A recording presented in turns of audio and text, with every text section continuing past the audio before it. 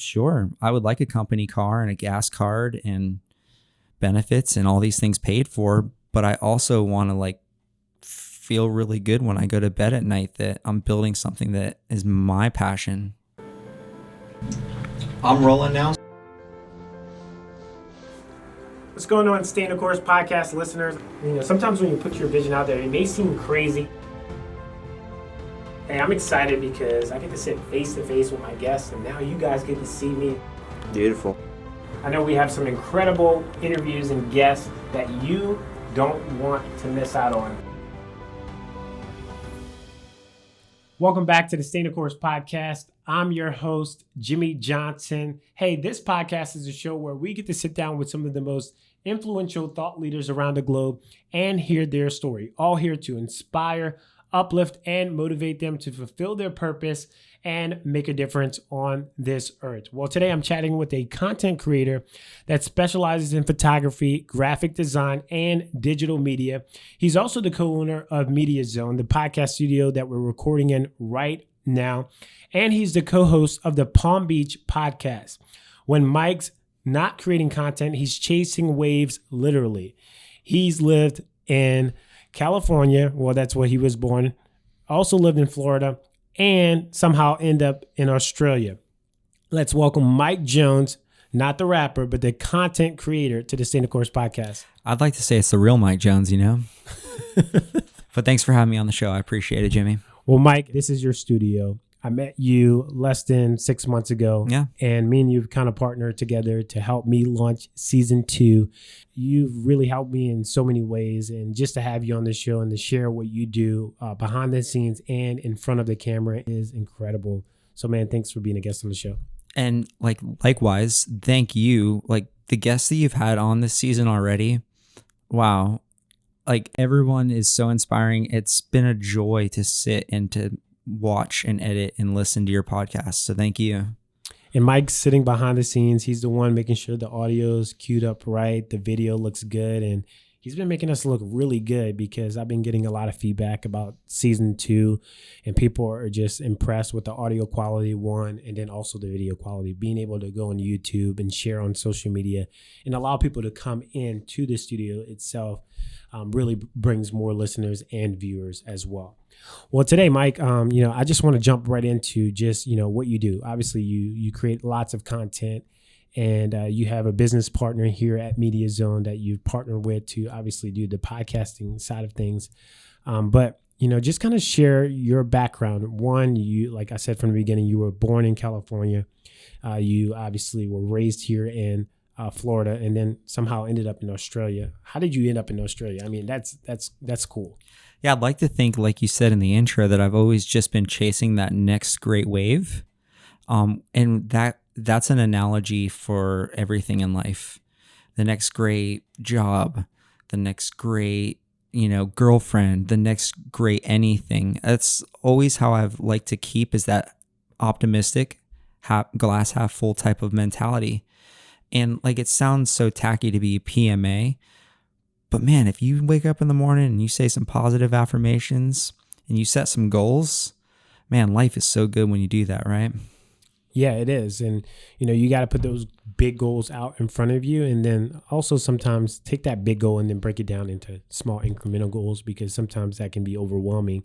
But for you, you graduate college, because you said you went to college in Jacksonville. You studied what? Yeah, so I graduated from the University of North Florida. So go Ospreys, swoop. All of my is that an owl? Osprey is like a bird, like it's almost like a hawk type thing. Okay.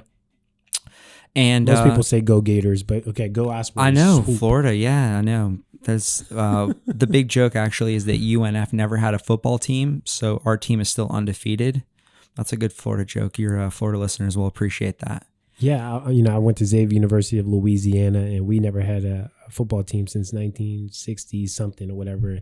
And Bill Cosby, before he was locked up and behind bars, he used to come and do a comedic show, and he would say, "Yeah, Xavier University's football team undefeated since 1960 whatever." So I get that joke. Good jokes. So yeah, I would study graphic design and digital media. Took some photography classes, took some web design. It's actually a really good program. I feel like I came out like really well-rounded and prepared, which generally I would say is a bad idea because it's good to be specifically good at one thing. But what I'm seeing in the graphic design and digital media world is people like to have somebody that can do it all. Can you take the photo? Can you edit it? Can you put a marketing campaign together? And so, absolutely. If not, you end up paying a lot more money.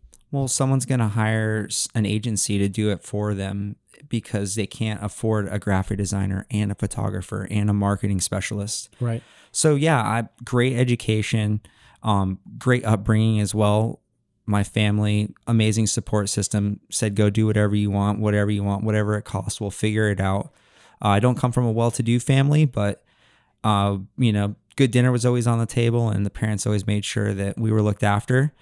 And so, it's nice to see that, they would overextend themselves for their kids, So definitely very fortunate. And then from there, I've always had this itch for something more. Love to travel. I always felt like when you come back from a vacation, you almost feel like humbled. You see people eating like rice and beans. Yeah. So grateful for a roof over their head. And so there's always been something about travel for me where I felt like I learned more about myself and I come back just a better person. And then as well, being a surfer, just like going to blue water in foreign countries and drinking out of coconuts. That's always been my thing. Living a life. Yeah. And so I was actually supposed to study abroad in Australia, and the program fell through because our last depression was like in 2009. We had like 2 years where Americans stopped taking vacations for like a year. I don't know if you remember this. Yeah. And it was a real thing. Like people were like legit concerned for a little bit. So anyways, this program got canceled and I just went back to business as usual, finishing my school. I had a passport, I had a visa, I had some money saved up. And then when I was getting ready to graduate, I took an extra semester, so I graduated in the fall. And it's cold in Jacksonville in the fall. Yeah. And I was looking at the temperature in Australia, and I was like, it's summer there now. And there's a big surf contest coming up, and I got a little money saved up, and I have this passport and this visa. So that's what caused me to pull the trigger. It was cold. It was cold in Florida. Yeah, it was. That doesn't really happen in Florida, but in Jacksonville, I guess, in South Florida, but in Jacksonville, it does get a little bit chilly. But, I know there was a certain point where you were sitting at this bar. Yeah. That you met this guy who happened to be the owner of Billabong, or he had investment in Billabong, and then somehow he offered you a job. How did that play out? So this is a perfect example of not planning the coolest thing that ever happened to you, where it's almost like if you just go out and be a friendly, good person and make conversation, you'd be surprised. What opportunities come your way? Oh my gosh, like just being a nice dude. So I'm random Tuesday in Australia. I traveled there by myself with only a surfboard and a suitcase. And like we said before we went on air, this is me betting on me.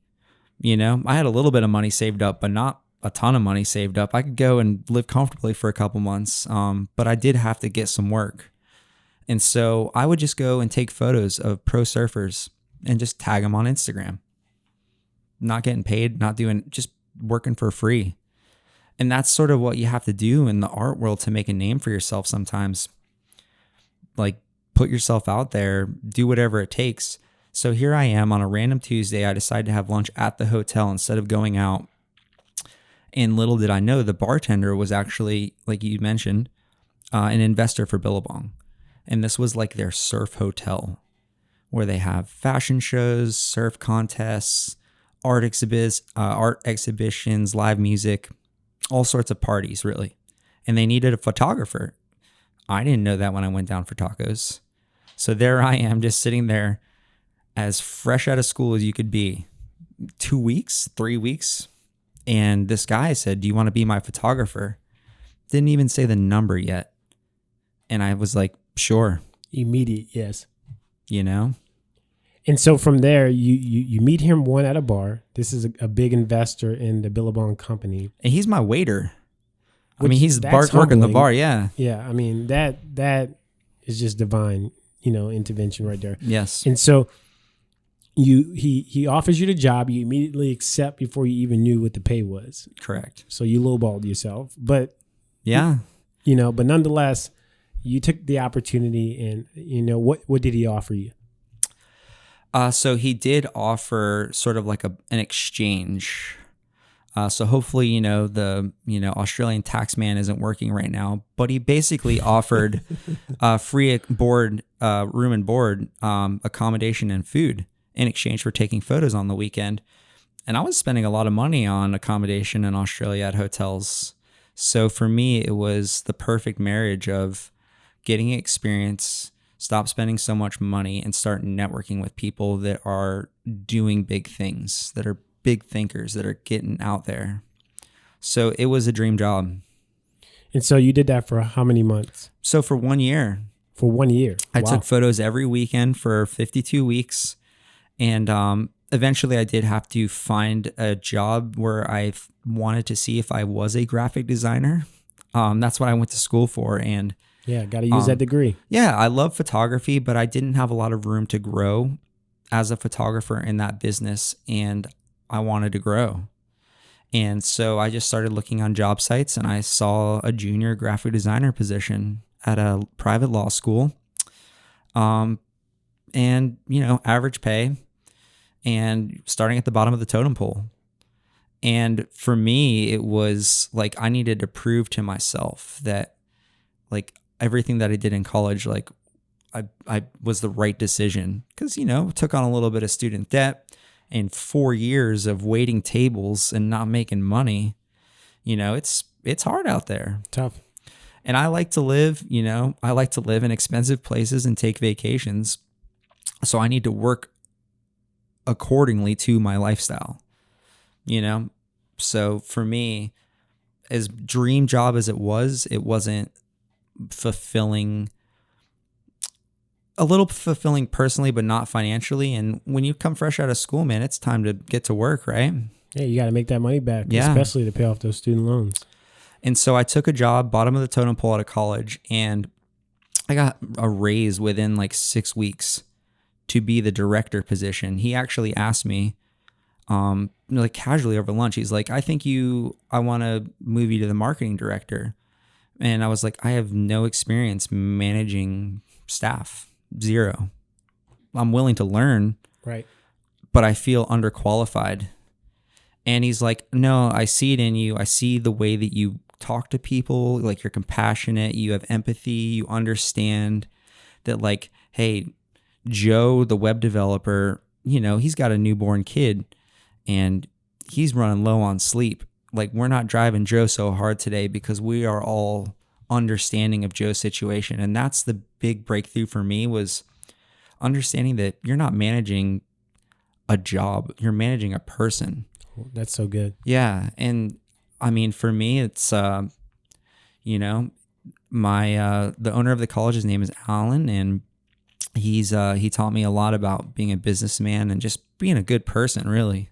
And then he saw something in you that you didn't see in yourself. Like in that time, you were kind of like doing a little bit of career searching to figure out, okay, am I going to do the photography thing? Am I going to do the digital thing, that you went to school for? And he saw that you had this ability to lead people, and you had empathy and compassion. And that's big in leadership as well. But then he saw something more in you as well. Talk about that. Yeah, he, it sounds like a tacky Instagram quote, but you can either build your own dreams or somebody is going to hire you to build their own. And that's just the way that the world works in business, You're either going to be a business owner or you're going to be an employee for most people. I'm sure there's some exceptions out there. And it really hit home for me because he was like, you're not an employee. Like, you're not. Like, look at how you talk with people. Look at how you interact. Like, he's like, I don't give raises like this. I promoted you for a reason because it's meant to be for you. Like, everyone respects your opinion. Like, it'd be dumb for me to not do that. And so for me, it was like, all these people are just in my corner, like cheering for me, And eventually I came to the realization that he was right. Like, sure, I would like a company car and a gas card and benefits and all these things paid for, but I also want to like feel really good when I go to bed at night that I'm building something that is my passion. And so eventually it just became the point where I was working 70-hour weeks, 40 for the college and 30 for other people to start building, to start testing if I could leave the corporate world. I'm also overseas at this point. Like, it's not like I can just go move back in with mom if everything, goes wrong. Yeah. Even though mom would be like, come back home, son. That's Yes. not what any man wants to do, right? Sure. Yeah. So, fortunate for me, I have all the support, the best friends, the best family, a great education, like job owners, like my boss telling me to quit pretty much. Like, it was pretty much what he was telling me to do. And that doesn't happen every day. No. And so when someone like that lets you know the potential that you have, you definitely have to take advantage of that, right? So you take advantage of that opportunity. And now you're transitioning from Australia to back to the States. How did that transition play out? I'd like to say that although I realized I couldn't live there forever, like I did move back because I had a grandma who was getting sick and old, and it was hard to watch from far away. Yeah. I'm a mama's boy, not ashamed to say it. Me too, brother. I'm a grandma's boy, and I will forever be that way. And dude, it was killing me on the inside, and my grandma told me, I'm so proud of you. You're living your dream. Like, don't come back here. Like, you're living your life. You're doing your thing. And for me, I wouldn't listen to her, I was like, I'd rather be sucking and back in, at the bottom of the totem pole again to be close to you. Yeah, because you don't get that time back, and sometimes, people are chasing after that big check, and I get it. We all want to make money and we all want to live this lavish lifestyle, but, sometimes, we have to look in the mirror and then also realize and look at our lives and say, okay, I can have this, $1 million corporation. I can have this $100,000, company, but which one's going to bring me the most happiness? Like, right? Because you think of these big corporate execs, they're making a lot of money, but then also if you look at their life, they're not the happiest either. But then you look at this this is still a successful business, but he's getting time to spend time with his family and go on vacations with his family and go to his kid's soccer game. Yeah.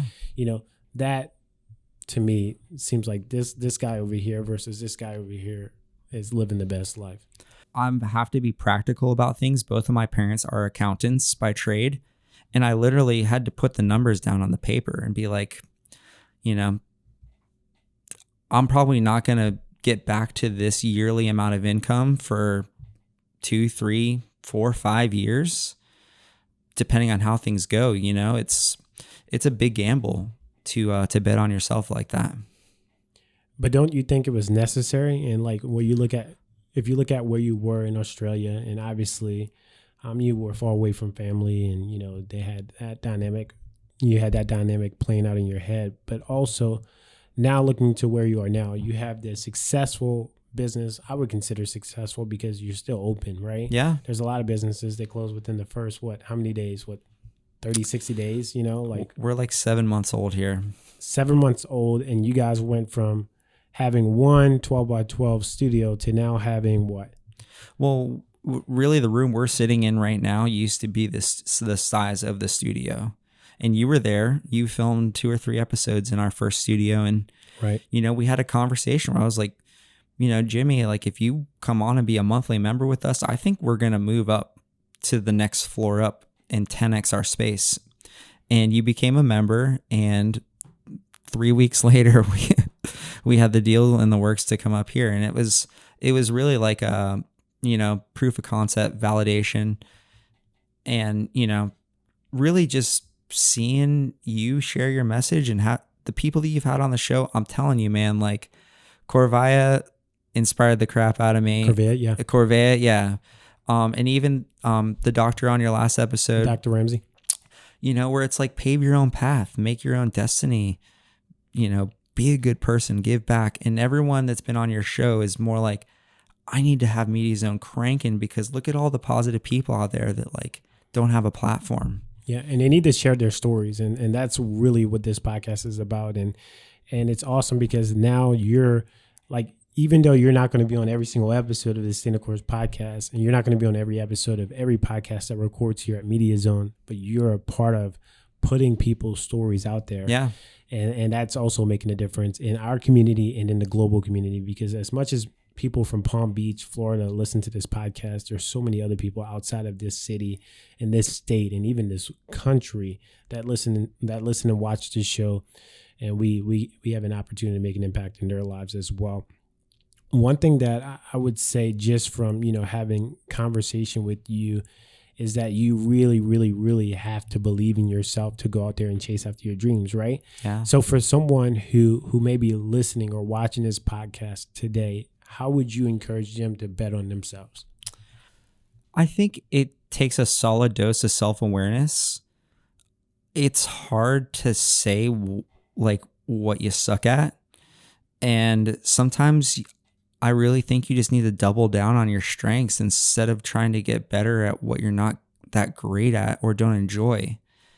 And so for me, like I love video and content production. I've been doing it even before I decided on my major at college. I was filming and editing and taking photos, and I didn't even know. When they hand you your questionnaire, what do you want to do? Yeah. I didn't even have the awareness that at that point I was loving video and photo and audio. Because it was more than likely a hobby for you. And so what I would really do is maybe encourage you to ask your friends, or just take a step back if you can and think about what am I really good at? What do I enjoy? And then once you have a solid understanding of who you are and how you operate, then it's easy. For me, it was. I mean, literally the only lack of resources is there are only 24 hours in a day. That's the only thing that's holding me back right now. And so, now my next goal is to build a team. I want Media Zone to make things accessible. This is sort of our boutique flagship podcast studio, but I want to bring this to the masses. I want to create a photo booth experience at the mall, where you're just walking around with your friends and you can go swipe a credit card, and for $50 you have an hour podcast, and it's so easy and it's on demand. And so that's really what I would implore people to do, is listen to your heart, and sometimes life is too busy and you got to take a step back or ask somebody else. But it's tough, analyzing what you suck at. It's not a fun process. Yeah, and I think sometimes we, get pressured into going after things that, people, push us to go after, right? Yeah. For instance, I know a lot of immigrants, who have parents, and they say if you're not an engineer, a doctor, or a lawyer, then, it's not going to make their parents happy, right? Yeah. But at the end of the day, you have to be able to sleep at night. You have to be able to go to bed knowing that, this is what I love and I enjoy doing it. If not, it's like being a slave to someone else. And it's weird, but when people thanked you for coming on your show, I was stoked for you. You know what I'm saying? I'm so happy to have a platform that can help you build your brand in this show, because you have a great message. You're so nice and easy to be around. Sometimes. We won't ask your wife about that. But right. But man, you're just generally I'm just always happy after I see Jimmy, and it's really you're one of the big reasons why we're in the space that we're in right now. So thank you. It's an honor. And hey, as we transition in this part of the podcast, one of my favorite parts is really the rapid fire question section, right? And I've been waiting for this one. You're nervous? I did. Nervous? I knew this. Yeah. You knew this was coming. You want to take a swig? I am. Yep. Let's go for it, because I kind of need a water break too, right? Yeah, I know when you've done the rapid fires in the past, I'm and you were maybe you can come on and be a guest someday, and I'm oh man, I got to go through rapid fire. Yep. I have 1, 2, 3, 4, 5 questions. Just wanted to make sure I counted those out, because I wasn't sure. I was is this 6 or 5? I got to stay true to the show, right? Yeah. Continuity across the board. So, hey, Mike, I have 5 rapid fire questions for you. Okay. Let's do this. You ready? Yeah. I think I kind of know some of these answers, but I'm curious to see. Okay. Sunrise or sunsets? Sunset. Iced tea or lemonade? Oh, can we do an Arnold Palmer or do we have to choose here? I love sweet tea. You love sweet tea? Yeah. I like Arnold Palmer's as well. Yeah. But it's really difficult for me to say. It is a hard one. Yeah. Yeah. Number 3, hotel or Airbnb? You know, it's funny. I'm kind of like a germaphobe, so a hotel, because like at least they have a cleaning crew, or like Airbnb. It's just me. So do you pull back the sheets to make sure there's no bed bugs? Man, I won't even have a sip of Coca-Cola after my mom's can. Really? I'm just like, yeah, no, thank you. I never even thought that of you. Like, you played off. You didn't try to drink off my water, so we're friends. Have you seen the show Monk? No. He's a germaphobe. Okay. And he's like an investigator, but he's really good at his Like, job. I'm not like crazy where I wash like door handles, but like I just try not to share food and beverage and sleeping spaces. I can respect that. Yeah. Number 4, shooting video or editing video. Which one do you prefer the most? Oh. Because I absolutely hate editing video, but I love shooting video. You know, I really do enjoy both, but there is something about being in the moment when you're filming. Yeah. You know, like, and when I'm editing and there's music on, I can get in a flow state as well. But there really is something to like time disappearing when you're doing something. And when I'm like manually focusing and running camera, like for sure, I'm super, like everything's firing. So I would say filming. And now I want to ask you this question, even though I kind of know the answer to it. Yeah. Now that you're spending a lot of time in front of the camera, I'm just really curious. Are you enjoying it more behind the scenes now, or do you prefer being in front of the camera now? Yeah, it's funny because I am like a social butterfly and I love conversation. And, you know, I've always felt like if that awkward silence happens, that I'm the one that can like be witty and like keep the conversation flowing. But I've always enjoyed helping people, and that's like probably why Media Zone exists. It's, you know, people ask me to help with a video, help with a photo. Can you get the drone out? And so I think that I do enjoy the social aspect of being on the camera, but like I'm probably more of a behind the scenes guy, you know. Hey, I respect that. We need more behind the scenes folks as well, you know, because if you weren't behind the scenes, there's no way we would be able to get this podcast off the ground. Hey, I'm glad. At least for season 2. Well, Mike, how can people stay connected with you? Sure. So first of all, we're at Media Zone, which is our studio in Palm Beach County. We're on Singer Island, which is about 10 minutes north of West Palm Beach and 10 minutes south of Jupiter. And so we think that's a really nice location to kind of be close enough to two nice cities in South Florida, but not be dealing with the traffic of either of them. And it's right off the beach, really. Yeah, we really are. And I live on Singer Island, so it's a nice lifestyle. My commute, the farthest I drive is to Publix, you know? So yeah, you can check us out at MediaZoneStudios.com. On Instagram, same thing, Media Zone Studios. And then myself personally, I take photos of the ocean. If you couldn't have guessed, the surfer in me and the photographer in me needed an outlet. And I really I use Instagram almost to like challenge myself. And I think I'm going to do that with YouTube next. But like, I will say, like, I'm going to post like once a day, or like, you know, or create a series. Like I give myself these mini challenges. And so if you follow me on Instagram at Ride the Tides, I like to push myself, you know. Very easy to get complacent in a hobby because I'm not making, I mean, occasionally people ask me to buy a canvas print, but really that's my expression space. So yeah, Media Zone Studios and then Ride the Tides are my two handles. Well, Mike, it was a pleasure having you on the Stay the Course podcast, and let's ride this out, you know, together here at Media Zone. Hey guys, just make sure that you subscribe, rate, and review the show. That's the only way we're going to continue to grow this podcast and this show and to reach more people. And once again, I'm just really thankful for you taking a listen and watching. Make sure to subscribe to our YouTube channel as well, and we'll see you next time.